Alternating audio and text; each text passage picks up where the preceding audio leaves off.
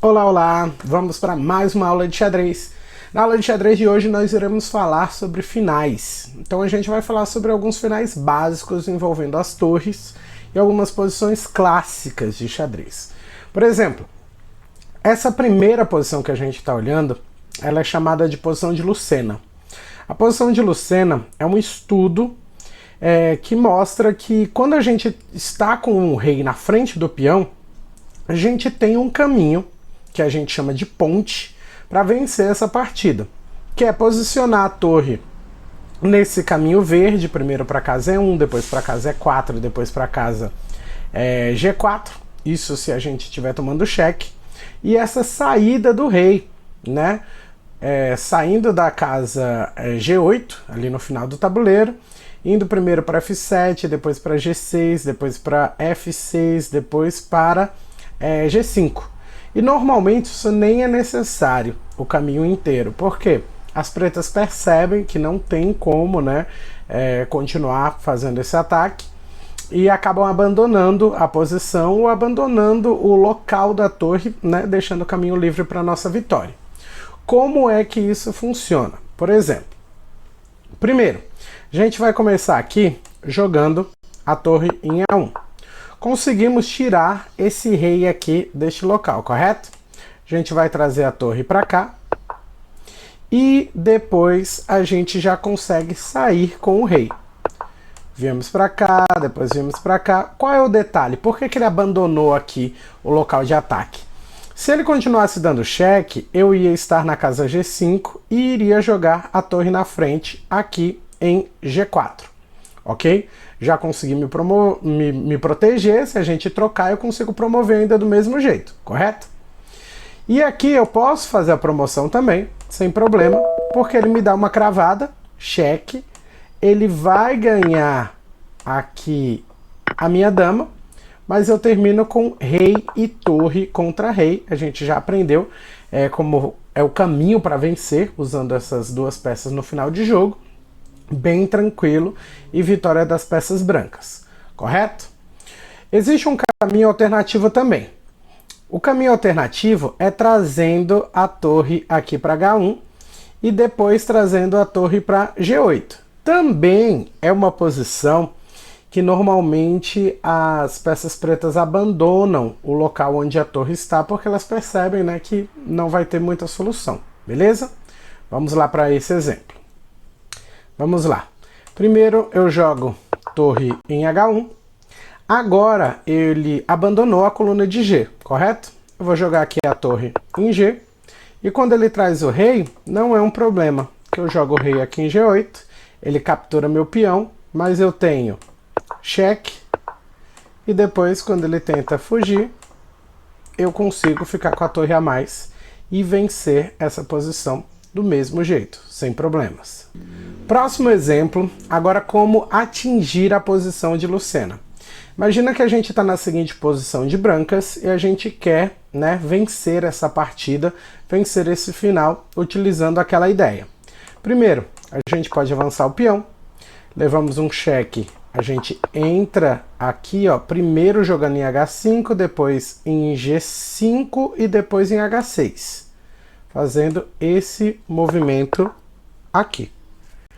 Porque agora eu consigo tomar a frente do meu peão e eu consigo induzir por meio dos cheques a conseguir chegar nessa posição aqui, ó, com o meu peão aqui.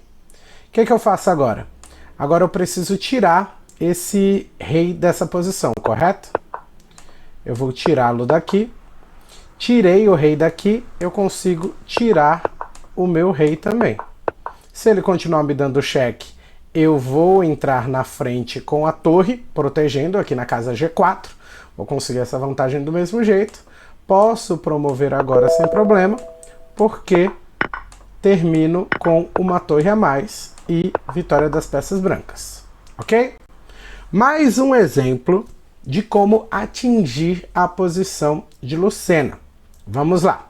Primeiro, avanço o peão em E4, depois E5, cheque de torre para ganhar essa coluna D. Consegui ganhar a coluna, agora eu trago o rei para frente e vou tentando avançar o meu peão. Ele sempre vai tentar atacar o peão e eu sempre protejo, né? Sem mais problemas. Ataco sempre e agora eu consigo avançar o peão novamente. Ele ataca o peão, mas eu tenho o rei para entrar na frente aqui se escondendo, ok? Vou trazer agora a minha torre para a luta, certo? Ataquei o rei dele. Ele está aqui me atrapalhando um pouco, né? Eu vou ficar um pouco mais distante. Faço o cheque só para ele sair de perto mesmo. E agora manobro de novo para ficar na posição de Lucena, podendo fazer a defesa aqui, no caso, em E4. Agora meu rei já consegue sair tranquilamente. Ele desistiu, né, de continuar me atacando, porque ele quer fazer o espeto, né, o cravado aqui, como vocês preferirem chamar. E aí eu consegui ficar com uma torre a mais e consigo vencer esse final de partida. Agora, vamos para a posição de Philidor. A posição de Philidor é uma posição em que aqui a gente vai comandar as pretas e é um exemplo de como a gente consegue empatar esse jogo, conseguir manter a igualdade. Por quê? A gente está com o rei na frente do peão. Então, como o rei dele não domina essas casas e a gente tem uma torre, a gente consegue empatar essa partida. Como? Vamos lá. Primeiro a gente joga torre em B6, ele pode avançar o peão. Agora a gente joga torre em B1 e a gente consegue atacar o rei até conseguir capturar o peão ou empatar essa partida, né? Se ele já joga para cá direto, ele não tem tempo, né, para evitar os cheques. Quando ele entrar na nossa frente, a gente consegue capturar o peão, trocar as torres e empate na posição de Philidor. Como é que a gente evita a posição de Philidor? Olha esse exemplo aqui. Aqui a gente está comandando as peças brancas e a gente pode começar com rei, depois cheque de torre e a gente pode avançar o peão tranquilamente. Não tenho medo dele capturando a torre porque eu consigo a promoção com cheque e vantagem das peças brancas. Outro detalhe interessante é, olhando esse exemplo, a gente pensa onde a gente deveria colocar a nossa torre. Se a gente tem uma torre e um peão, aqui a gente tem 3 peões e um peão de vantagem ali, um peão de torre de vantagem ali em A4. Onde a gente coloca essa torre?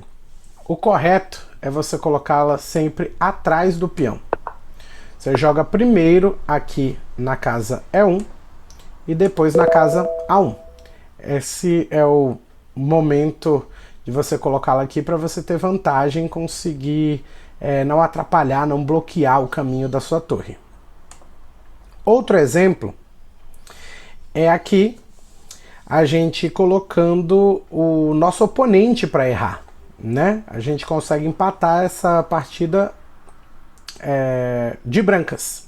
O que a gente faz? Primeiro, a gente entra na frente do peão, ele avança o peão dele e a gente vai dando cheque.